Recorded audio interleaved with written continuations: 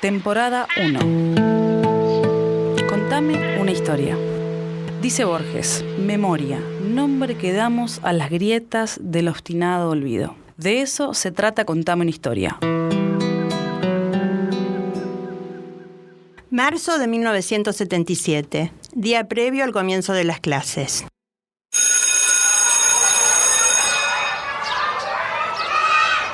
Yo estaba en segundo año del profesorado de educación especial.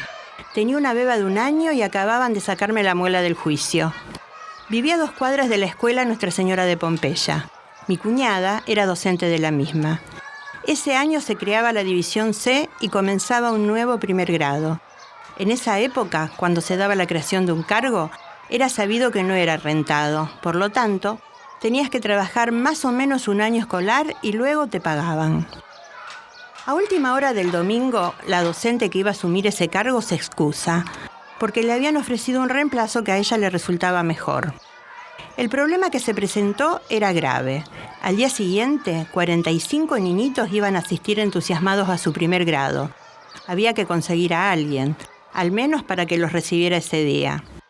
El sacerdote y la directora agotaron los llamados a las posibles candidatas. La situación era compleja. Fue entonces cuando a mi cuñada se le ocurrió decir: «Mi cuñadita está estudiando, por ahí nos hace el favor». Cuando se presentó en mi casa y me hizo la oferta, no lo dudé. No tenía idea de lo que iba a pasar, pero no pensaba perderme la oportunidad de tener un grado para mí sola. De más está decir que no había hecho ni siquiera una práctica, solo el primer año del profesorado, que era bastante básico.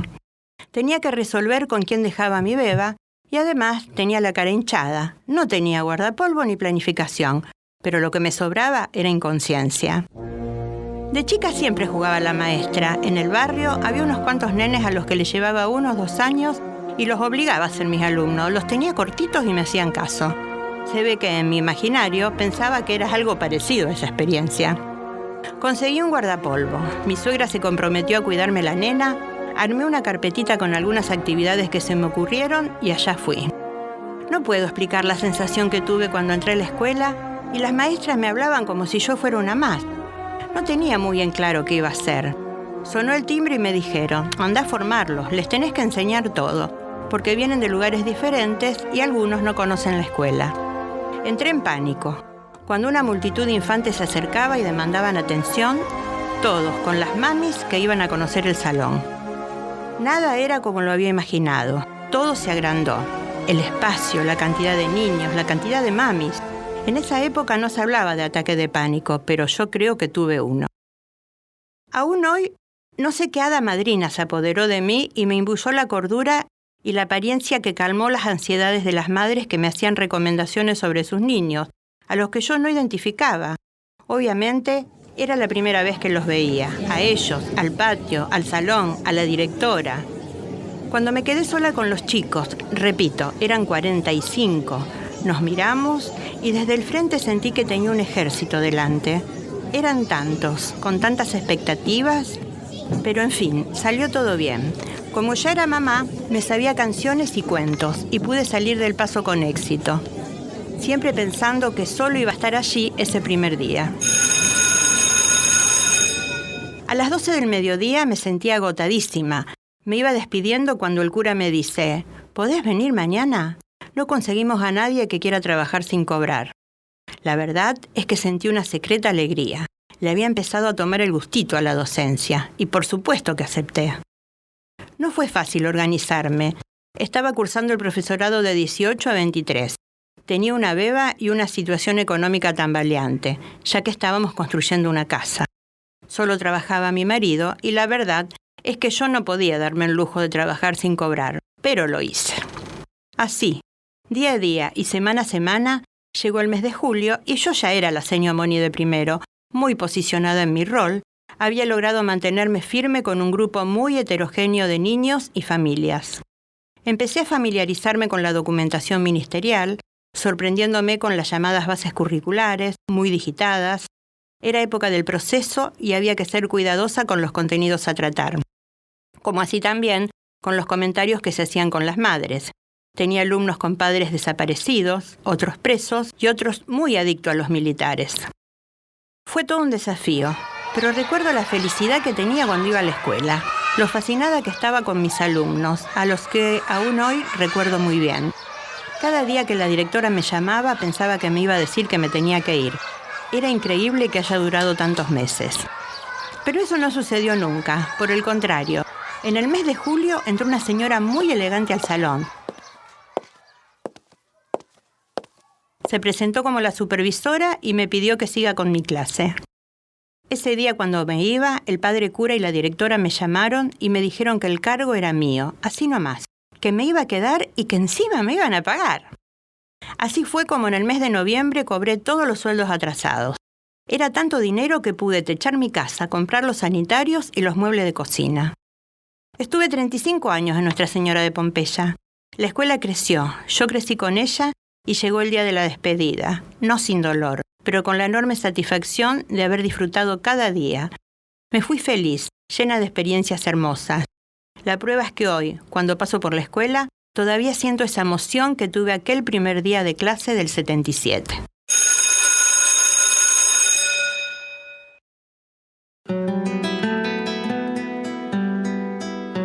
¿Qué pasa cuando alguien cuenta una historia? Otra historia aparece, una historia distinta, pero parecida. ¿Qué pasa cuando alguien escucha una historia? Aparece otra historia, parecida, pero distinta. ¿Cuántas historias hay en el aire? Dale, contame una historia. Almorzando con mis raíces. Mientras lavo muy bien las papas, aparecen las narices arrugadas de siempre diciendo: ¿eso vas a comer otra vez? ¿Cómo te puede gustar esa comida? No entienden que se trata de un alimento completo de sabor, de tradición y de entrañable compañía. Cada vez que preparo mi plato del alma, siento acercarse a la mesa a los seres queridos de mi niñez. Las papas con su cáscara ya están hervidas. Las dejo enfriar apenas. Las pelo y las piso. En los años 50 no hacía falta esperar el 29 de cada mes para comer ñoquis. Cualquier día venía bien para reunirnos y juntos volver a escuchar las historias del lejano y añorado pueblo italiano de donde había venido la parentela. Listo y salpimentado el puré. Un puñado de harina, un huevo, mezclo y estiro la masa. Los relatos abarcan una amplia distancia de tiempo. Los nonos paternos nacieron alrededor de 1878. Se casaron a los 20 años de edad y tuvieron los hijos en los comienzos del 1900. Mi tío y mi papá estudiaban en escuelas de arte e industria cuando estalló la Gran Guerra. Para ese entonces, el nono ya no estaba. Ay, me cuesta dar forma a los ñoquis. Pensar que la nona los hacía tan fácilmente.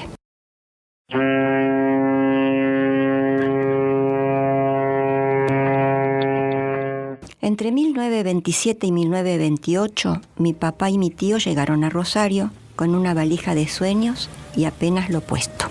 Ahí, bajo un cielo diáfano, estaban el río y la pujante ciudad prometiendo gratificar esfuerzos. Pronto, junto a otros paisanos, lograron sentirse parte de estos lares. Los hermanos trabajaron y ahorraron para traer con ellos a la nona y a su sobrina casi hija, Elena. Mi papá se casó con la María, mi madre, el tío con la prima Elena, que tras varios años sin verse, lo había deslumbrado. Ahora había 2 familias más establecidas en la turbulenta República de la Sexta. El barrio de entonces era un gran espacio de casas bajas, vivero, clubes, cines, heladerías, depósito de maderas, industrias, talleres, fábricas. La fábrica de conservas de nuestros vecinos le daba un ritmo colorido a la zona cuando a media mañana las trabajadoras de delantal, cofia y botas iban a buscar bizcochos y facturas a la panadería. Se destacaban los campanarios de las iglesias, instituciones como el Hospicio de Huérfanos, Instituto del Buen Pastor, hospitales y ferrocarril completaban la geografía. Los pobladores de distintos orígenes eran todos sencillos y solidarios. Los chicos teníamos varias escuelas cerca para asistir. Jugábamos en la calle o en la plaza y también nos amacábamos en las palmeras del boulevard. Bajo la mirada atenta de los vecinos, andábamos por las veredas en bici, en Ferrari de lata o en sulquiciclo.